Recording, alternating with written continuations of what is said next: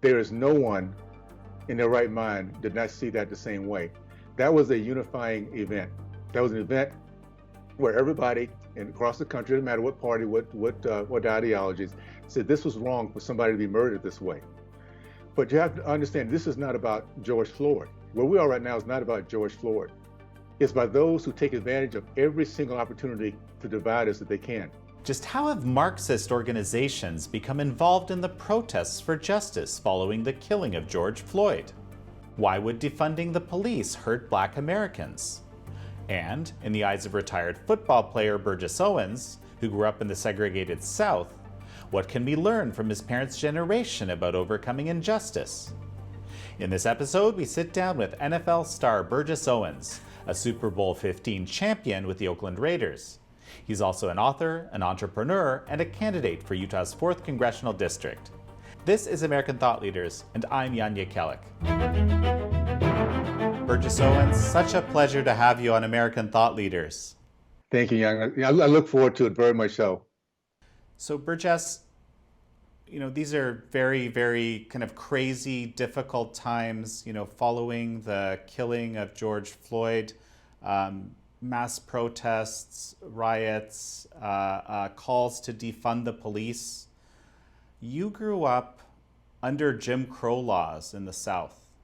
And so you very much experienced firsthand racism in its kind of raw form. How do you understand what happened and what should be done now of course, with respect to the killing of George Floyd? Well, first of all, I think we need to start off with the understanding that we as a country have all come together with the same conclusion that no one's life should be taken away the way George Floyd's life was taken. It's no doubt about it that it was brutality, it was evil. But what we don't do is we don't return evil with evil. We have rule of law in this country. And what we have to understand is that this movement that we're speaking of today, that is now continuing to roll across our country, that's continuing to now devolve to conversation with defunding the police or making police as being the worst things ever in the history of our country. This is not about George Floyd. And his brother said that as the riots were going on, his brother said, this is not what George would want. What it comes down to is we have people out there, we have an evil ideology. And I make this point, I have to make it very clearly. When I talk about Marxist, socialist, communist, I'm not talking about a person, I'm talking about an ideology. People change, ideologies do not. So we have here a movement that's been laying in wait, waiting for an opportunity to pounce on the American people. I could have told you last year that this would be a year of riots. I could have told you last year, just like 4 years, I could have told you it was a year of riots, and 4 years before that. And during these riots, guess who gets hurt the most? We have this ideology, people who hide behind things that sound good and go and destroy our own communities. They go and destroy Black businesses.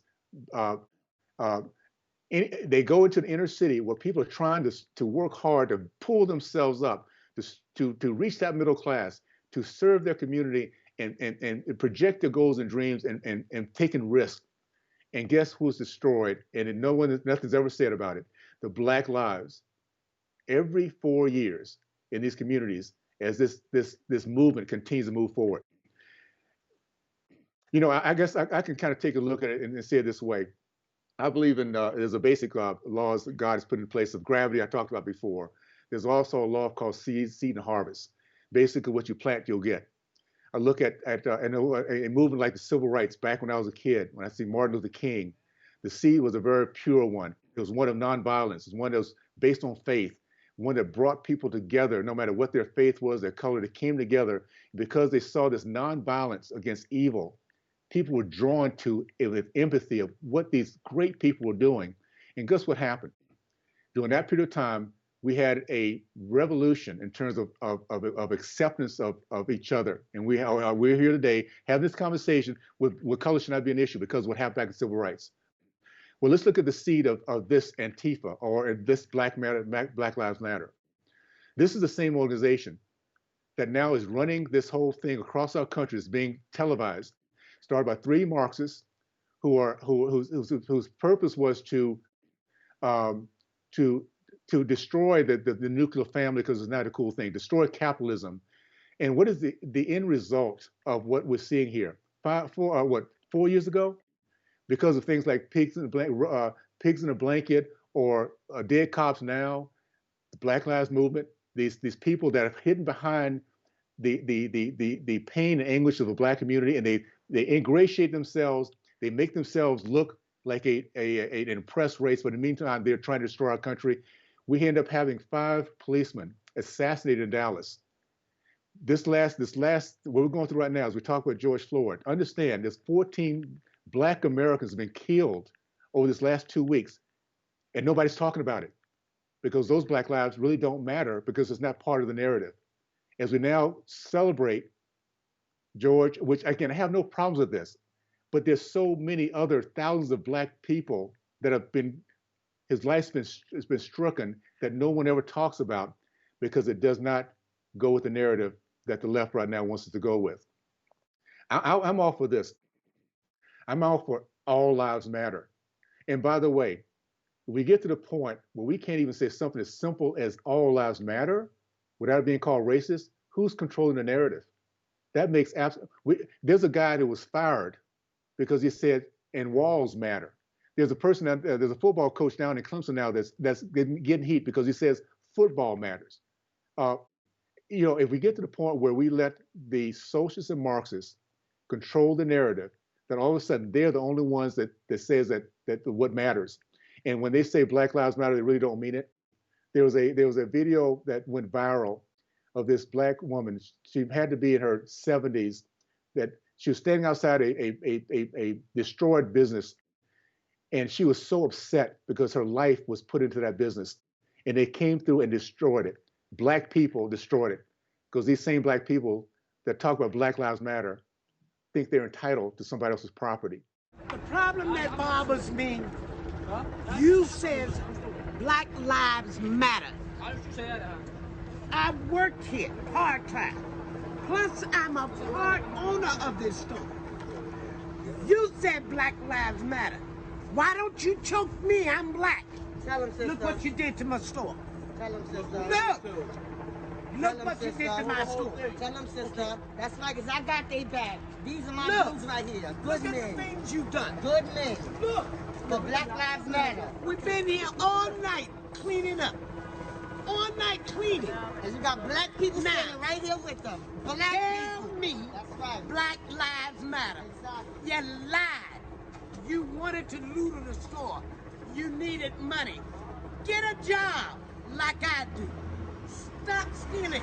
This is the neighborhood. We're trying to build it up, and you tearing it down.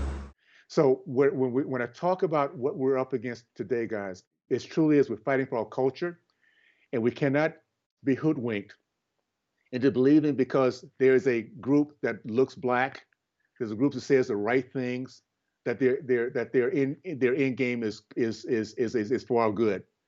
Look at the seed and understand that a bad seed would never turn into a good fruit. Never can. I just want to give Americans an understanding of something we're not taught. I grew up in a community that was truly living the American dream and the most competitive minority race in our country. The 40s, 50s, and 60s, and these are something that we're not taught, and it's not taught on purpose. We have an ideology within our school systems that wants to hide truth from us. Because the more truth we have about we the people, who we are, what we've done together throughout our history, the harder it is to divide us. But when we can actually separate us and act as if there's an oppressive race and another race that's so hapless and hopeless, they can't do anything without the help of the oppressor, then we have a whole different narrative that we live with. So a little bit of history. 40s, 50s, and 60s, the Black community led our country in the growth of the middle class, led our country men matriculated from college, men committed to marriage. Over 70% of men committed to the mothers of their children.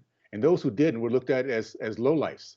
They were not respected. They could not gain any interest into our community and have any say, because if you didn't take care of your family, if you didn't stand up and man up and take care of your wife and family and be the first the first to face evil, you were not looked at as a man. And last but not least is we have over 40% of Black Americans that were entrepreneurs, business owners.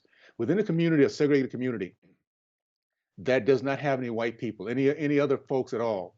You have a Black community in which you see it across the board, every single segment that makes that community thrive, whether it be Speed's grocery store, Perkins Station, service station, Baker's Pharmacy, a hospital with nothing but Black nurses and Black doctors, coaches, teachers, administrators.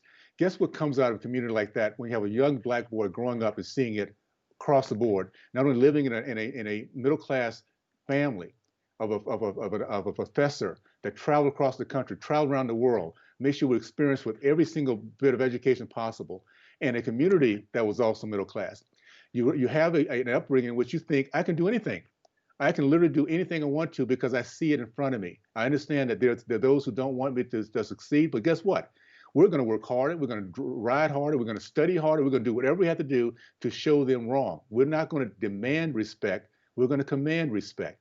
That was the community I grew up in. And because I did, and because I had a father who came back from World War II, proud veteran, like 100,000 other Black soldiers, one that actually could not go to college in the Deep South because of Jim Crow laws. So he ended up going to Ohio State, where he got his PhD in agronomy. And I ran across a letter, by the way, a box of letters, of rejection letters, after he passed away. All these rejections, you know what he never did? He never pulled it out and said, this is what happened to me. He used that when he was going through the process as a motivation. He was going to show those who didn't believe in him that he could make it happen. And guess what? He made it happen. And for the rest of his life, along with his brothers, his sisters, I have my mother's side, there's 13 kids. All of them got college degrees. All of them lived the American dream, the middle class. All of them struggled because that's life. But if we understood the lesson of America and the fact that personally, I think it's the greatest insult to my family, my race, my dad and my granddad, for us to be put down as a race that cannot achieve. What I'm so disgusted to see today, it's so demeaning to my parents' generation of those who accept the fact that because they're Black, that they don't have to do anything else. They sit back and wait for white people to now give them what they never earned, what they never took the time to work for, take somebody else's property, and that was the biggest downside of this forced integration back in the day. The idea that we as Black people can demand somebody else's property because we're Black and they're white. That is not the American way. And that was the downfall of our country. We should have done the way the Booker T. Washington said it was. We earn the right for respect by doing those things that demand respect, command respect. We do that. We have what's happening in the NFL today. It's called meritocracy. The reason why the NFL is different today than it was when it came through in 1973 is because race is not an issue. It's all about just win, baby. And they will pick anybody who's the best talent, no matter what the color is, what the size is, what the religion is, because that makes that team win. We have to get back to that. If you ever go back and look at Martin Luther King, look at those days.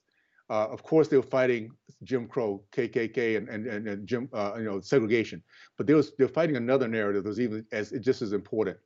When you look back and you go and see in the summer months in the Deep South, men wearing white shirts, dark ties, jackets, hats, business shoes, is because they're fighting. The narrative they were really fighting for is they did not want their kids to think that we're the race that the others were saying. We were articulate, we were courageous. That's what drew Americans to us. We were so disciplined that when evil came to our doorstep, we still were nonviolent. We were able to have conversations across our country, which drew America to us. So it was not the narrative that the other side was trying to put on us at the time, which was hapless, hopeless, and uneducated, can't speak, can't control your sexual desires, all those things that were placed on the Black community at that time. They showed that generation showed it's not true.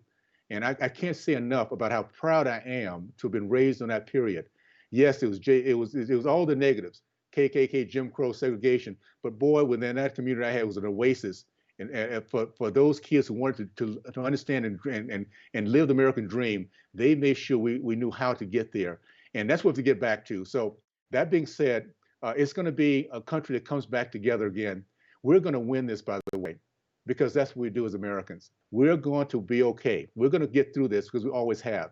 What happens with Americans, we are eternal optimists.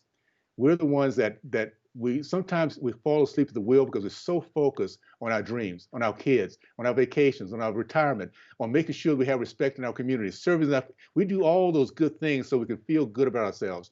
And because we do, we sometimes forget there's evil at our doorstep at every single minute. And that evil is an ideology. It's socialism, it's Marxism, it's communism. It's those who take away everything that makes us who we are, freedom. It puts everything into a central place where there's a certain small group of people that control everything. And if you don't go their way, they will destroy you. That's what we're fighting against. And that being said, sometimes we need things like a 9/11 or a Pearl Harbor, where all of a sudden we had no idea that there were people that hated us the way they do. And now that we know, we wake up, we do something that's very, very simple. I'm going to say it the way that Al Davis did, the old Oakland Raiders. We just win, baby. We come together, we forget all our differences, and we focus on our enemy, and we just win because we want our freedom. We want our kids to have a much better future. And that's where we're going to be at the end of this process. We're going to be okay because Democrats, Republicans, independents who love our country, those who are not associated with no party whatsoever, those who love our country will say, you know what, we now understand we have more in common than what we have against us. And the ones that are against us hates our education, hates us being faithful, they hate us being industrious, and they hate our family unit. They hate it, and they'll do everything they can to destroy it, and we're not into that.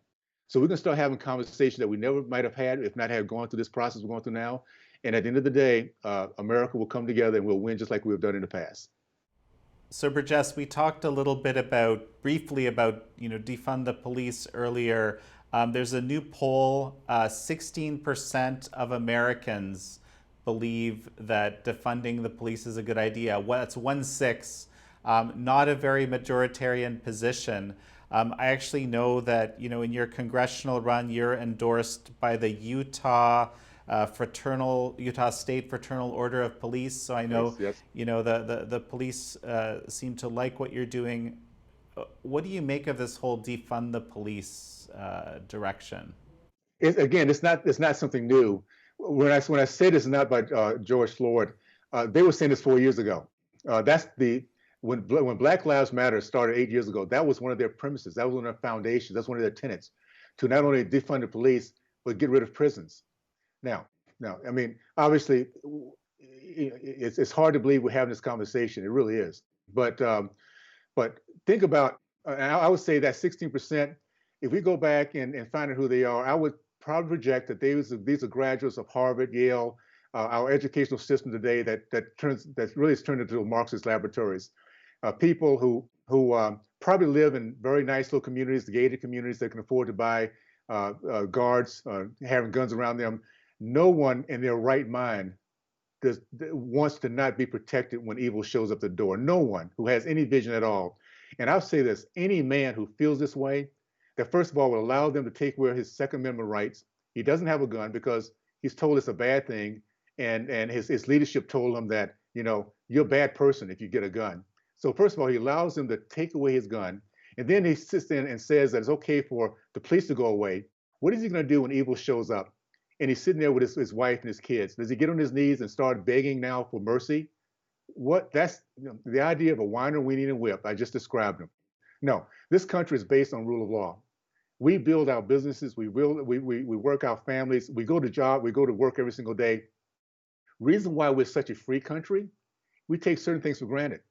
We drive on a certain side of the road and expect other people to drive on the other side of the road because we don't want to think about that as getting to work. We want to think about what we do when we get to work. We want to be creative. You take away rule of law, you have a mindset that cannot think past what am I going to do to survive today? You get these people in these communities, these Black communities, in which they literally have their kids going to sleep on the floor because there's gunfire coming through their door in their home. And we read about a little girl, 6 years old, back in 2005. The mother they would go to sleep on the floor. She would have to be sitting at the table having dinner with the family, and she's killed by a stray bullet. This is the life, by the way, that's in the Black community today, guys. The life that many of these elitists, black and white, will not acknowledge, will do nothing about, and now talk about defunding any kind of protection. Go into the black community and you ask those people what they think about police force. Go to Chicago, where just last week I think it was 18 people killed in Chicago. I'm talking about those who live in the city, not those who live outside in the outskirts and their gated, integrated communities, the politicians and the very wealthy people. Those who live in the city, they will tell you, we want more policemen. We want more protection. We want to walk down the street without seeing a drug dealer on our corner. We want our kids to be able to go to school and know that they can come back home without even a thought of if they can make it back or not. This idea of defunding police is nothing new.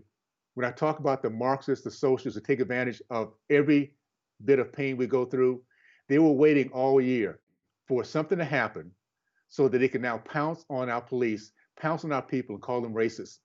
We find an example of a bad person. By the way, I don't know of any industry that has a totally good record of having all good people. How about football players? We find knucklehead football players all the time. We read about them all the time. How about lawyers, doctors? I mean, every generation, every different career guys. So the fact is, we have a police force, people who decide to put on a uniform and literally go out and serve and protect their community. Who does that other than people who really to give their lives for other people? And they do that. 89 policemen were killed last year, by the way. We have 9 unarmed black people killed last year. 9. Of that, two policemen were charged with murder. We have 19 white unarmed Americans killed by police. So no, we don't have a police problem. We have a narrative problem. We have a media who loves to put down everything that's good about our country. So at the end of the day, it comes down to this. We have issues we'll continue to work through. America's not a perfect place and never will be. But I'll say this, 50% of in the black community felt comfortable with the police. But back in 2015, it's now 75% in the black community. As the black community is embracing the reform, the embracing of the connection with their police force more now than ever before, we have these same Marxists telling us we should get rid of them altogether. What's going to happen with that? Very simply, and it doesn't take a rocket science to understand this. Who gets hurt first? Those who in the communities that are not protected, where you find the most criminality. When we get rid of prisons and let people out of jail who do not need to be out of jail, murderers, rapists, folks who enjoy pain on others, guess who gets hurt the most? The black community, because that's where they go back to. They don't go to Pelosi's gated community. They go to the black community where people are not safe, do not have guns, cannot protect themselves, and all of a sudden the police force runs like cowards when evil shows up the door, like they did in Minnesota, Minneapolis. It is important that we understand this. And let me just say this one little note as I'm thinking about it. The biggest win out of this whole process will be the Second Amendments. Our founders had some remarkable insight and inspiration to give us the rights to protect life, liberty, and pursuit of happiness. And I'll say one thing that was dear to my heart. I loved it. It's just amazing because it's old school. Again, I talk about the community I grew up in. One of the greatest videos I've ever seen that just warmed my heart is to see a series of black businesses. It says black owned, and these young men standing in front of them. And what we witnessed was what I call the Passover. Because as these rioters and these looters came swarming down, they passed over these black businesses. You know why? Because these young men had AR-15s on their shoulders. They had guns and rifles. They were there to protect their families' businesses. And guess what survived during that period? Those families' businesses. Because somewhere they were taught, this is my dream. This is my life. I deserve to not only understand how to defend it, but when the day comes, which hopefully I never will, I will be in front of my doorstep defending it. I loved it. It was the greatest thing because it showed to me not only the pride of business ownership, which I grew up with, but those who have the common sense to know, I'm not going to wait for a police force to come and protect it. I'm the person that's going to do that. We, the people, says that I'm empowered to do those things that no one else should be given responsibility to do. Protected life, liberty, and pursuit of happiness should be my responsibility. And that should be that should kind of nix the idea of getting rid of guns for the next decade, because we're going to remember these days when our government did not show up when they should have. One of the things I noticed is actually just jumped to my mind. I was looking through your social media where you're quite prolific, and I noticed something that you remarked on, and that is a discussion that needs to be had within the Black community itself. Like that basically, that if you don't have a certain perspective, you're not Black enough. If I read that correctly, please correct me if I'm wrong, but that there's this kind of sense, and that this is something you feel that isn't right. Can you tell me more about this and what the discussion that's being had within the Black community? Okay, well, let me just start off with the tenets that help us to become the country we are. I think once I define this for you and you see how simple it is, then it's the foundation for everything we'll be talking about from this point moving forward. We have a country that is very, very unique. The race I just talked about that came out of slavery to actually lead our country so many different ways. The same, by the way, the same race that there's a college down in Tuskegee called Tuskegee University. It's started by Booker T. Washington, and Booker T. Washington was a former slave, taught himself how to read, started a college called Tuskegee in 1882.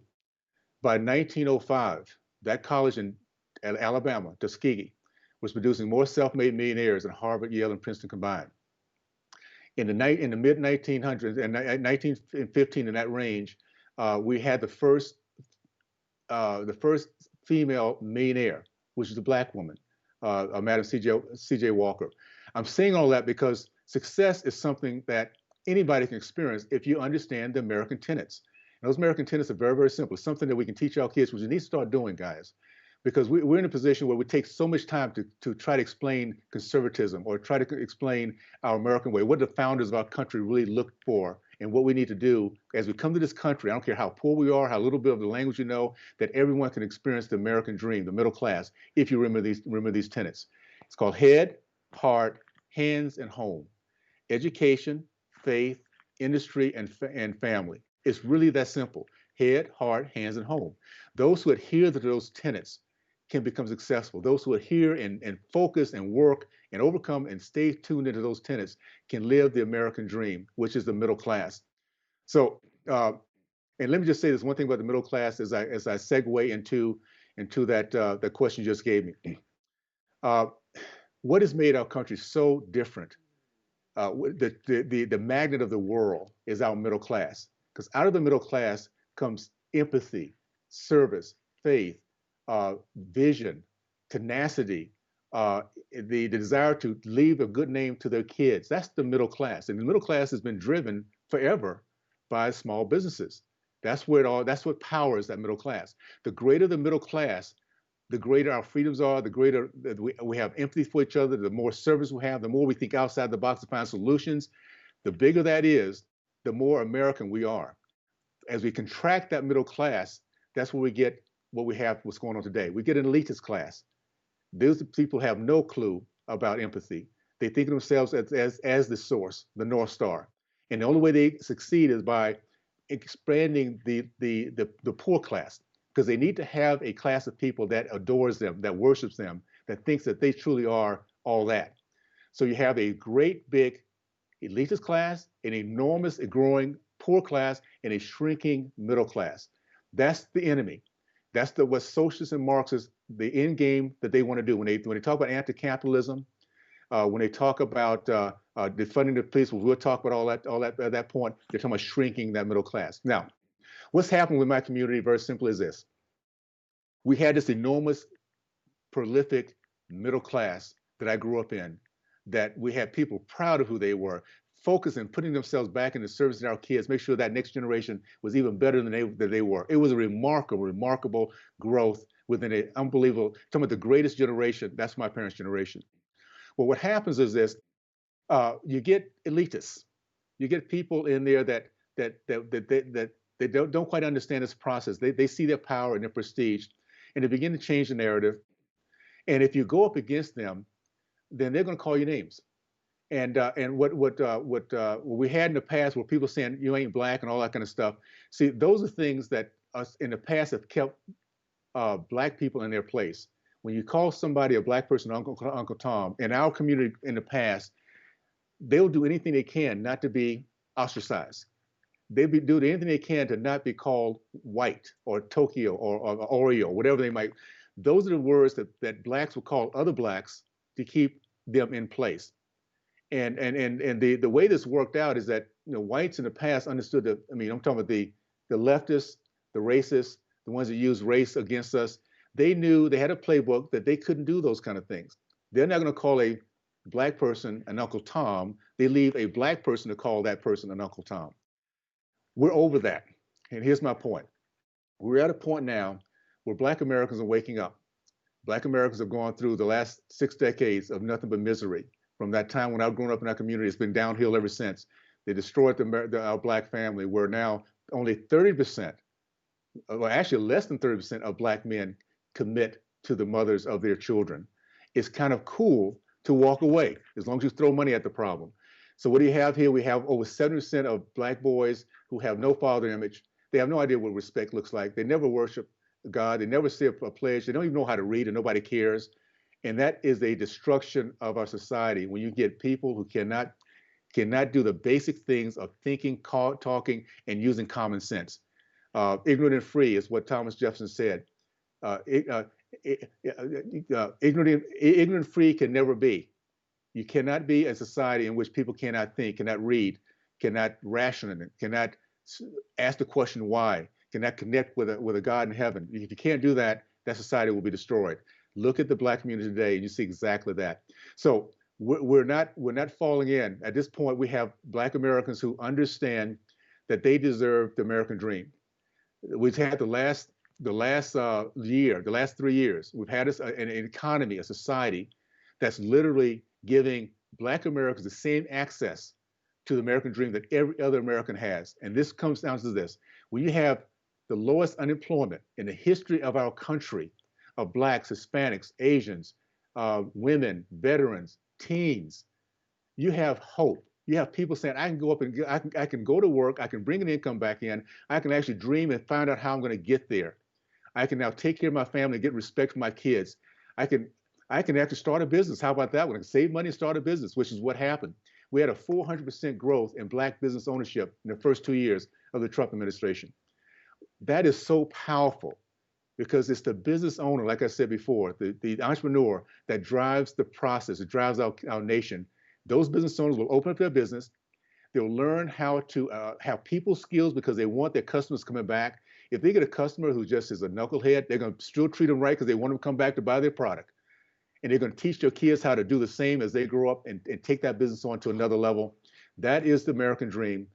And we do have an enemy, but it's not an enemy that we see. And this is why Americans have to truly understand this is a spiritual war. It's the values that our parents passed to us, our grandparents fought for, those who came across the prairie, those who came across the oceans, those who came here with no understanding of the American language, but with a dream that this can give me a place I can succeed and I can grow my dreams. This is what we stand for. And we have an ideology which hates every single bit of that. And this same ideology, by the way, is responsible for over 100 million men, women, and children dying this last century. So the verdict is already in. Marxism and socialism and communism and all that is evil that destroys people's lives. And whether it be the heart that they destroy first of all, or the actual tangible body, they will destroy you. They will destroy us if we allow them to rule. So that's what we're fighting against. And I think it's great that we're having this conversation now because I think America is open to a conversation about what's going on right now. Why is this happening? And we can kind of point to what it truly really is. Burgess, just to be clear for the benefit of our viewers, you're talking about faith in general? You're talking about Christianity, or you're talking about faith in general, faith in a higher power?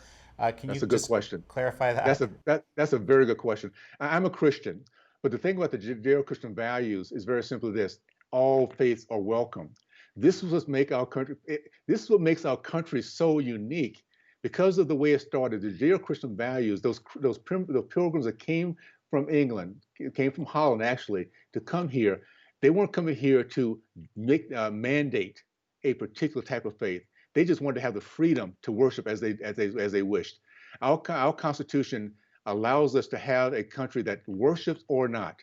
It just so happens that those of faith, we have one thing in common. We realize that we're not the source, that we make mistakes, that we want to have our conscience free of guilt if we can possibly get there. And we do that by helping other people feel good about themselves. That's the faith-based country we are, which allows us to say, you know what, whatever faith you are, come join us. Or if you're not a faith person at all, come join us. But at the end of the day, it's going to be those who believe and have a faith that drives our country, that will keep our country safe. Because only through a belief in a higher being that lets us know that we're not perfect, that we have to become better by helping others become better. Only through that kind of society can we save this culture we have that allows us not to be self-centered, sociopaths, and narcissists. If we think that we're the North Star, which is what's happening in some of these organizations like Black Lives Matter and all these Marxist organizations, when we become this North Star, we all of a sudden are the perfect being, and everybody else we can now judge and tell them how bad and terrible they are because we're so good. And I tell you what, that's the beginning of a very big fall when we allow people to believe they're the North Star. So, Burgess, this is really fascinating. This kind of opens up a door to this other topic I wanted to talk to you about, maybe kind of bringing things more into what's been happening out there. You describe in a tweet that the most popular racist term today is white privilege. And that seems to be counter to what a lot of people are thinking and believing, and frankly, one of the reasons they're out there. And I'm talking about well-meaning people here. Can you explain what you mean here? What we have to do, and this is why that piece of education is so important. We have to recognize that words truly have meaning, and that we just can't redefine it because we feel like it's a cool thing to do. Remember what racism really is, and this is the basic definition of racism is when you judge someone else or you define someone else based on their color. It's just that simple. And I don't care if you're black, white, yellow, green, it doesn't make no difference. If you look at somebody from outside in, you judge them, you either highlight them because of who they are or you demean them for who they are. That's called racism. For somebody to say that I have a white privilege means, first of all, what are we starting off with? The premise is we're looking at our skin color. There's somebody that is in a position to believe that they are truly superior to me because of their skin color. You have young kids coming out of college now that have no clue about life, have never experienced anything about running a business, who doesn't know what it is to raise a family, to go through the process of balancing budgets, to know what it is to have years of working hard to gain respect for your name, who can tell me by looking at me that they're more privileged than I am. You know how ridiculous that is? But it comes down to a couple of things. First of all, it's people that some kind of way are trained through their college experience that because of their history, they are a little bit more, their ancestors are a little bit more of an oppressive group. They're a little bit more smarter, stronger. To oppress means you got to have a lot more strength than the person you're oppressing. So they've been trained to believe that somewhere through their genes, their lineage, that they are born to be oppressors. And therefore, anybody who's a different color, they owe an apology to. This is how people divide other people. When I go back again to the foundation of our nation, the Judeo-Christian values I talked about, what makes us so unique is we truly do learn over time to look at each other from inside out, not outside in. We look at character, we look at vision, tenacity, ingenuity, how well we treat other people. Those are things that are colorblind. We need to make sure that we not only understand but respect the English language. We need to understand that true diversity, true acceptance is being able to use the same words for any person, any people. If somebody says white privilege, I should be able to say black privilege, or white privilege, I should be able to say black privilege. I should be able to say Hispanic privilege. I should be able to use that same term across the board if it's not being used to divide us. So just be careful. I think the biggest problem we have in our society today is that we don't know our history. And because we don't know our history, we have white Americans being told they should be guilty because of the ancestors that came and forged this country, made it the country it is, to give us the freedom we have, the opportunities we have today. People are literally ashamed because of what's being taught in our history, that they're sitting around apologizing for being American. Same time, we have in that same educational system of Marxism, socialism, that we have Black Americans who feel what's the word, entitled. They feel entitled to success, to happiness, to a life-free, a problem-free life just because of the color of their skin. That was never a promise of anything coming to this earth. We came here. This is the reason we're here on this earth all together this time, to learn our lessons about how to be better people, to learn there's so many lessons that come out of failure, for instance. For those who don't quite get it, failure is a very, very important part of growing up. If you don't get that, if you think that people should be exempt from failing, or if you think that people that appear to be living the life of Riley, that just everything's going well, that they don't have any problems, you don't quite get it. Everybody does. The deal with our country, the deal with life, the deal with being a better human being is not to embrace the failure, but to look at it as a stepping stone to success further down the road. And everybody goes through it. Those who kind of get this are the ones who live a life that is still encouraging, because they don't live a life of darkness. They live a life that says, you know what, even though I'm going through this stuff, it's going to get better. So why don't we just treat people right, treat people good? Matter of fact, we're going to serve harder during my tough times so I can come out of it quicker. So just know that this idea that there is a race, a people, individuals that have no problems, that does not exist in this world. Everybody does. Everybody will. Get over it. Man up, women up, and go and live your life the best you can, and encourage other people. The greatest thing that one American can tell another in this life, very simply, if I can do it, you can do it. That's the message. That's the message of hope that one American can share with another. And once you do that, we do it consistently enough, we'll pull ourselves through the tough times we all kind of face at points in our lives. What is it that you think we can do now as people, myself, other people that are kind of, again, deeply concerned about how things have turned out, and deeply concerned about police, deeply concerned about their neighbor, racism and so forth? What should we do now? It's all about leadership, and that's a good question, because we have so much coming at us, and we know there's certain things we can control. We have our kids, our job, our home, things that we can control. But what can we do as a country to really get ourselves back? We need to understand what we're up against. If I can say of Americans, go back to that same idea I talked about before: head, heart, hands, and home. If we really care about our country, let's look at the policies that's been put in place. Do they give our people an opportunity to learn and educate themselves, or does it take away?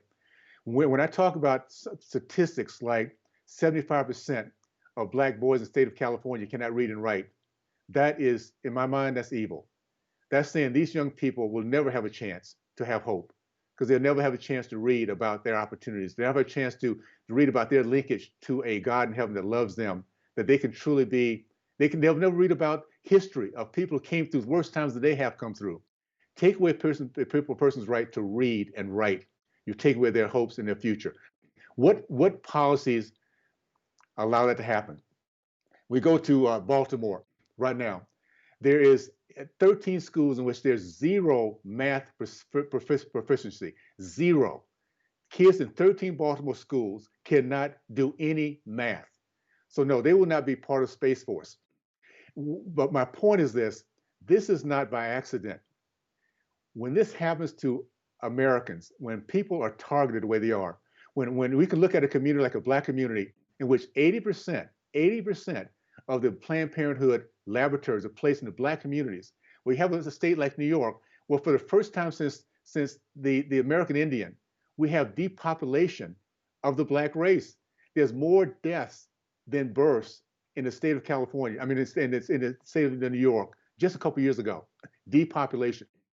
So if we understand what evil looks like, and we have to use that term because that's what it is. It is what it is when people are targeted or race are targeted for the purposeful destruction and taking away of their hope, so they can be used as collateral damage for those who want power.